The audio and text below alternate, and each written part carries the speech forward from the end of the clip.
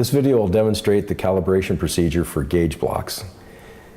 Gauge blocks are cleaned using naphtha and allowed to dry and cool overnight in the lab.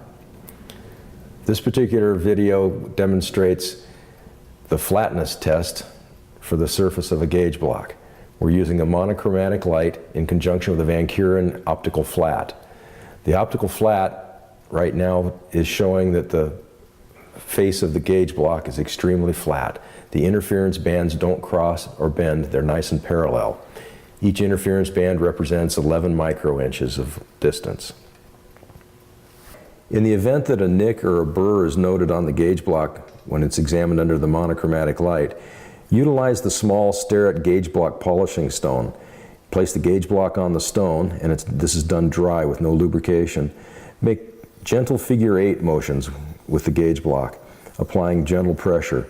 And as the burr is removed, suddenly the gauge block will no longer feel a drag as you move it across the stone. At that point, remove the stone, re-examine under monochromatic light, and make sure it's nice and flat.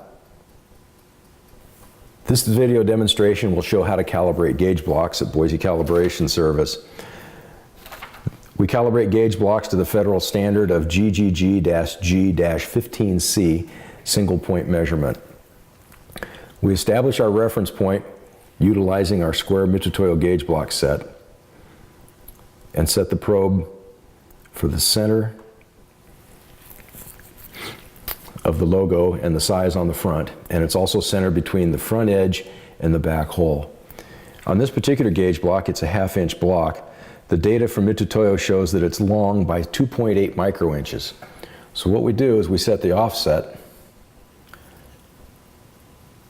for 2.8 microinches, and in this case we'll round up to 3 and establish that reference point. Remove this gauge block, place the customer's gauge block up here, and since it's a rectangular block, we set it in the center of the rectangle.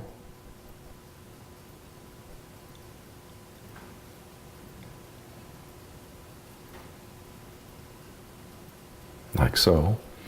And we can see that it's got an offset of about +1 microinch. One thing that's very important to do is to wear the full face shield while you're doing gauge block calibration.